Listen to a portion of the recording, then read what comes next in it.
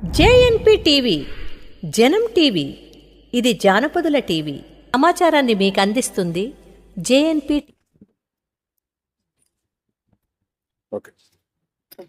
SC రిజర్వేషన్లను ఏబిసిడీలుగా వర్గీకరించాలని 1994 July 7న ప్రకాశం జిల్లా నాగులపులపాడు మండలం ఈదుముడి గ్రామంలో ఎంఆర్పిఎస్ ఉద్యమం ఏర్పడిన విషయం అందరికీ తెలిసింది.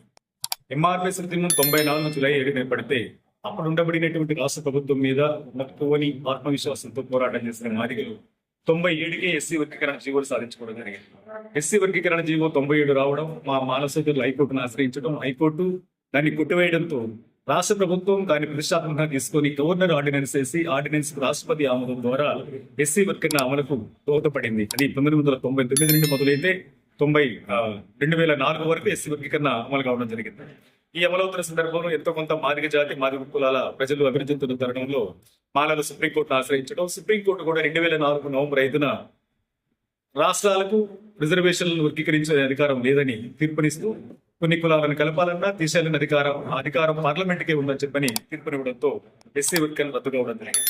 నాటి నుండి అంటే 2004 నుండి 2024 వరకు దాదాపు 20 సంవత్సరాల పాటు ఎంఆర్పిఎస్ పేరు మీద నడిపిన పోరాటం ఎస్సీ వర్గీకరణకు పార్లమెంటులో చట్టబద్ధత కల్పించాలని 27 ఏళ్లు పోరాటం చేయడం జరిగింది. కానీ 2004లో ఎస్సీ వర్గీకరణ ఇక్కడ ఆంధ్రప్రదేశ్లో రద్దయిన వెంటనే మాకన్నా ముందు పంజాబ్ ప్రభుత్వం అక్కడ ఎస్సీ వర్గీకరణ అమలు చేస్తా ఉంది. అక్కడ ఎస్సీ వర్గీకరణ వ్యతిరేకులు పంజాబ్లో సుప్రీంకోర్టు తీర్పును ఆధారం చేసుకుని అక్కడ ఎస్సీ వర్గీకరణ రద్దు చేయించడం, హైకోర్టు ద్వారా తద్వారా అక్కడ ఉండబడినటువంటి పంజాబ్ ప్రభుత్వం సుప్రీంకోర్టును ఆశ్రయించడం, సుప్రీంకోర్టులో దాదాపు 2009 నుండి 2024 వరకు పంజాబ్ ప్రభుత్వం చేసిన న్యాయ పోరాటం ఫలితంగా 2024 ఆగస్టు 1వ తారీఖున సుప్రీంకోర్టులో ఎస్సీలను వర్గీకరించుకునే అధికారం, రిజర్వేషన్లు రాష్ట్రాలు అమలు చేసుకోవచ్చు అని చెప్పని చారిత్రాత్మక తీర్పుకి రావడం జరిగింది. దాని వలన ఎంతో కొంత మా మాదిగ జాతి బిడ్డలు మేలు పొందడానికి అవకాశం ఇచ్చింది. అదేవిధంగా సుప్రీంకోర్టు తీర్పు వెలువడక ముందే తెలంగాణ రాష్ట్ర ప్రభుత్వం, తెలంగాణ రాష్ట్ర ముఖ్యమంత్రి రేవంత్ రెడ్డి గారు అసెంబ్లీలో సుప్రీంకోర్టు తీర్పును స్వాగతిస్తూ వర్గీకరణ కట్టుబడున్నామని ఒక కేబినెట్ కమిటీ వేయడం, కేబినెట్ కమిటీ సూచన మేరకు సమీపంగా కమిషన్ వేయించడం, సమీపంగా కమిషన్ నివేదిక ఆధారంగా అక్కడ తెలంగాణలో ప్రతిష్టాత్మకమైనటువంటి చట్టాన్ని తీసుకొచ్చి వర్గీకరణ అమలుకి దోహదపడడం జరిగింది. అంటే ఎస్సీ వర్గీకరణ ప్రత్యక్షంగాను పరోక్షంగాను పాల్గొనేటువంటి రేవంత్ రెడ్డి గారు మాదిగల ఆశ ఆకాంక్షను గుర్తించి తెలంగాణ రాష్ట్రంలో వర్గీకరణకు చట్టం చేయడం జరిగింది. అదేవిధంగా ఆంధ్ర రాష్ట్రంలో కూడా ఆర్డినెన్స్ రూపంతో అక్కడ వర్గీకరణ అమలు జరగడానికి దోహదపడింది.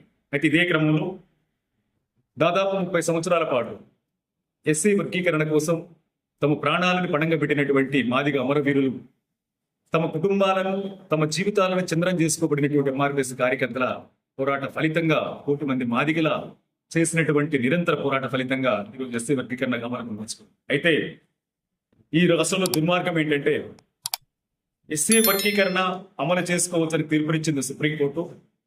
ఎస్సీ వర్గీకరణకు పార్లమెంట్లో చట్టం చేయాలని 20 ఏళ్ళు పోరాటం, 100 రోజుల్లోనే వర్గీకరణ చేస్తామని చెప్పని బీజేపీ అధికారంలోకి వచ్చినప్పుడు చెప్పిన మాట దాదాపు 13-14 సంవత్సరాలు అవుతున్నప్పటికీ కూడా పార్లమెంటులో చట్టం చేయకపోయింది కాక మాదిగలని తీవ్రంగా మోసం చేసినటువంటి భారతీయ జనతా పార్టీకి ఈ రోజు సుప్రీంకోర్టు తీర్పు వచ్చిన నేపథ్యంలో, సుప్రీంకోర్టు ఎస్సీ వర్గీకరణ అమలు చేసుకోవచ్చని చెప్పిన నేపథ్యంలో కొంతమంది స్వార్థపర నాయకత్వం మరలా సుప్రీంకోర్టు భారత రాజ్యాంగబద్ధంగా ఇచ్చినటువంటి తీర్పుని ఈ రోజు తీసుకెళ్లి మనువాదానికి, మతతత్వానికి కట్టబెట్టే ప్రయత్నం జరుగుతూ ఉంది. దాన్ని మేము తీవ్రంగా ఖండిస్తా ఉన్నాం.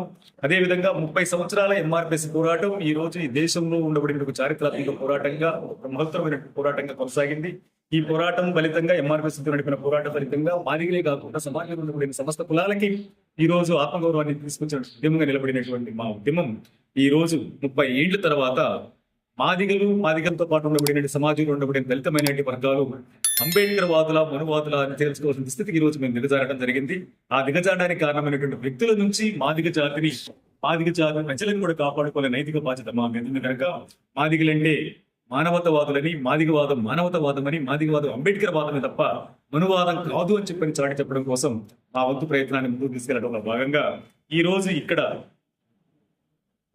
కలిసి వచ్చినటువంటి కొన్ని సంఘాలతోనూ ఇక్కడ ప్రభాకరు, పక్కనే ఉండబడిన మల్లన్న, లేదంటే శ్రీనివాస్ అన్న, లేదంటే మా విజయ్, ఇక అనేక మంది, మా తమ్ముడు నండూరు నరసింహ నాయకత్వంలో ఈ రోజు ఇక్కడ రౌండ్ టేబుల్ సమావేశం నిర్వహించుకోవడం జరుగుతుంది.